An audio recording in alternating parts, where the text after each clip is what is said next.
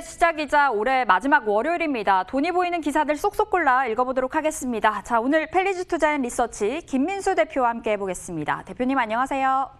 네, 안녕하십니까. 네, 첫 번째 기사부터 읽어보겠습니다. 오늘 개장하자마자 삼성전자 우선주 강하게 튀어 올랐습니다. 삼성전자는 사상 처음으로 8만 원을 돌파를 했는데요. 배당 나기를 하루 앞두고 있어서 이 1,000원 안팎으로 예상이 되고 있는 이 특별 배당에 대한 기대가 강하게 들어와주고 있는 것 같습니다.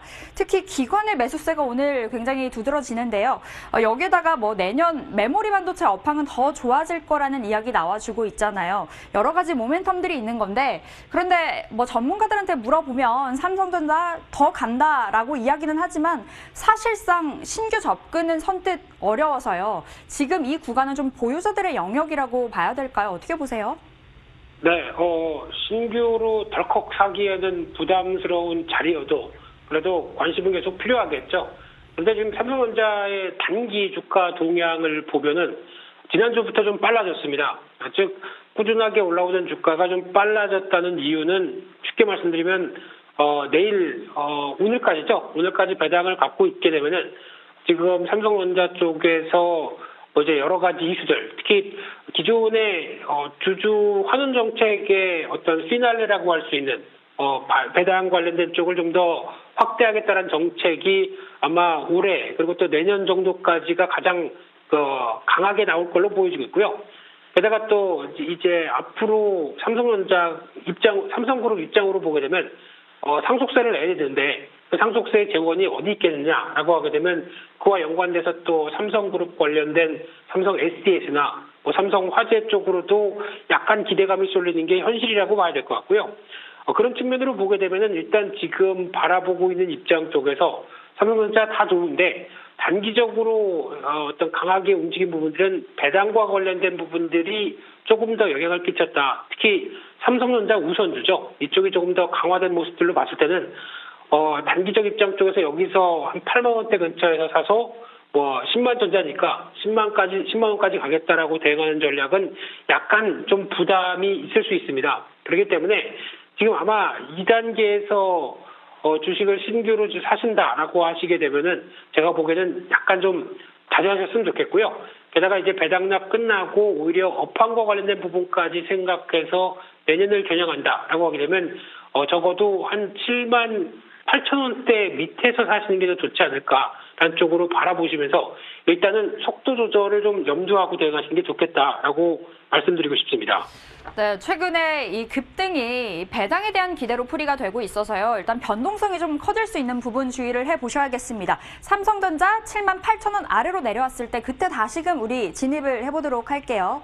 자, 그런가 하면 두 번째 기사 열어보겠습니다. LG 그룹주들 따뜻한 연말을 보내고 있습니다. 특히 LG전자 연말 쌍끌이 호재가 들려오면서 급등세를 보여주고 있는데요. 올해 실적은 주력인 이 생활 가전으로 날아올라서 사상 최대가 기대가 되고 있는 상황이고요. 그리고 또 애물단지였던 이 전장 사업도 최근에 이 마그나 인터내셔널과 손을 잡으면서 신성장 동력으로 떠올랐습니다. 이야기가 정말 무성하죠. 애플카의 부품을 공급하게 될까라는 기대감 안고 가고 있는 건데요. LG전자 너무 많이 올랐지만 지금이 좀 역사적으로 봤을 때 저점 수준에 있을 거일까요? 조정 시 매수 관점 들 수 있을지요? 어떻게 보세요? 네, 애물단지라고 표현하셨는데요.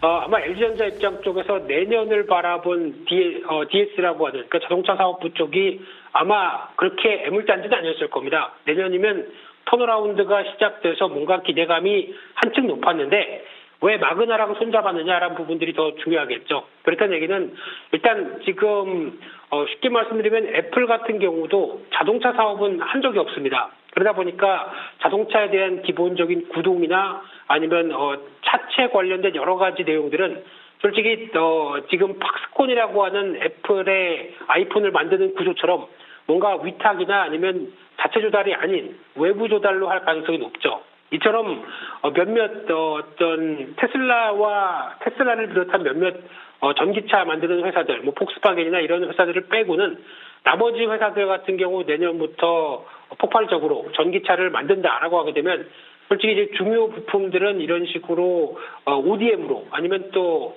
외부 조달을 할 가능성이 높은데 그에 따라서 변화를 이끈다라고 하게 되면 그동안에 잘 알려진 어떤 전장 관련된 쪽에 가장 강자로 보여지는 보쉬나 그리고 이제 마그나 쪽으로 많이들 이제 손길이 갈 가능성이 높죠. 이를 미리 대비해서 LG전자가 관련돼서 사업부를 이제 합작적으로 만들고 뭔가 기회 요인들을 높인다는 부분들이 가장 큰 핵심의 내용이라고 봐야 될 것 같고요.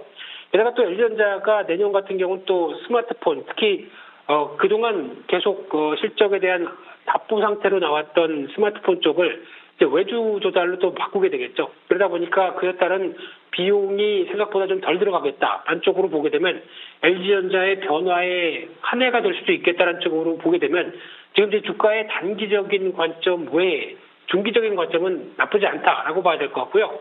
그런 쪽으로 봤을 때 이제 12만 원대 안착하느냐 여부는 아직은 모르겠습니다. 조금 더 시간이 걸릴 수는 있겠지만은 그 밑에서 주가가 또 영향을 끼친다라고 했을 때는 당연히 조정 시 매수 관점은 유지하면서 내년을 바라보자 이렇게 말씀드리겠습니다. 네, LG전자 조정 시 매수 관점 주셨습니다. 내년을 바라보자 이야기였고요. 전장 사업 애물단지일 줄 알았는데 대표님 말씀 들어보니까 아직 보여주지 않은 히든 카드였구나 이런 생각도 좀 드는 것 같습니다. 세 번째 기사 열어볼게요. 네. 빠르게 도는 이 순환매 장세 속에서 최근 들어서 이 컨텐츠주들이 이 키 맞추기에 나서고 있습니다. 그 안에서 스튜디오 드래곤 강하게 올라오면서 최근 증권사들도 호평을 쏟고 있는데요. 넷플릭스를 통해 방영하고 있는 스위트홈이 글로벌 랭킹 4위까지 올라서면서 기대감을 한껏 끌어모으고 있습니다. 여기에다가 내년 한국의 디즈니 플러스가 런칭이 되는 만큼 스튜디오 드래곤이 그 안에서 주도권을 잡을 것이다 라는 평가 나와주고 있는데요. 오늘까지 5거래일 연속 상승하면서 장중 9만 원을 돌파했습니다. 스튜디오 드래곤 어디까지 열려 있을까요? 네, 앵커님은 스위트홈 보셨나요? 아니요, 전 안 봤는데 너무 재밌다 그래서 한번 볼까 봐요. 네, 주말에 정주행했습니다. 네. 보고 나서 드리는 한마디는 약간 가상세계에서 빠져서 지금 헤어나오기가 조금 힘듭니다. 그러다 보니까 약간 주말이 오묘하게 이어졌던 상황들인데 스위트홈 좋죠. 재밌고 여러 가지 어떤 한국 K-드라마의 또 위상을 보여줬다. 특히 300억 들어갔던 대작이다 보니까 그에 따른 여러 가지 변화가 상당히 높은데 스튜디오 드래곤이 지금 나오고 있는 주가 수준은 일단 내년까지 공급할 넷플릭스의 여러 가지 드라마에 대한 기대감도 같이 반영되어 있다라고 하게 되면 살짝 비싼 건 사실입니다. 그래서 아마 한 9만 5천 원대 이상에서는 한번 비중을 축소하는 게 좋겠다라고 바라봐야 될 것 같고요. 그 밖에 또 국내 K 드라마에 대한 위상이 높아진다라고 하게 되면 당연히 또 관심을 가져봐야 될 여러 가지 또 종목들이 있는데 그중에 하나 펜엔터 같은 경우도 내년 실적에 대한 기대감이 상당히 높습니다. 이 종목도 조정 시 한번 관심 가지셨으면 좋겠고요.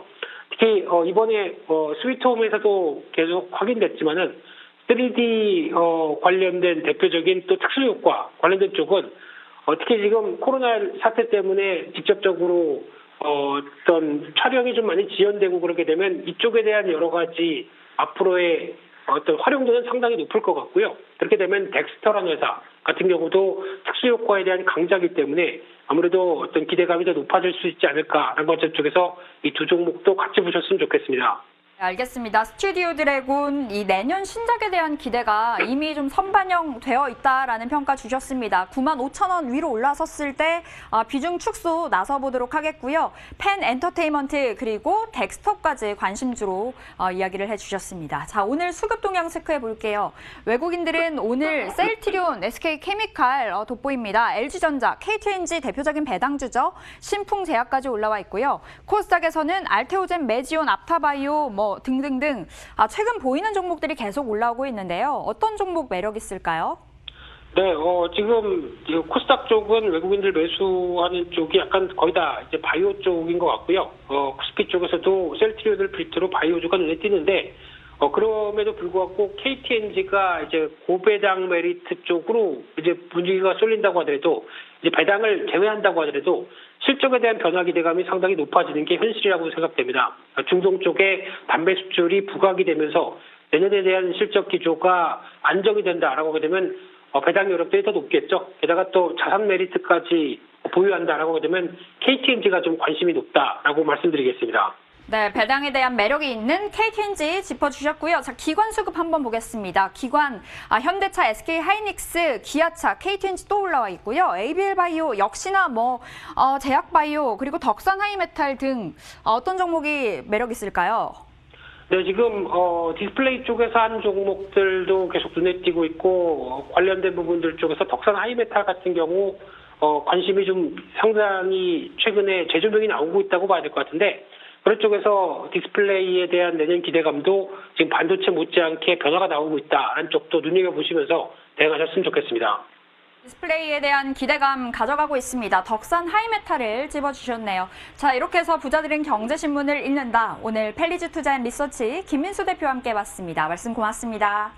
네, 감사합니다.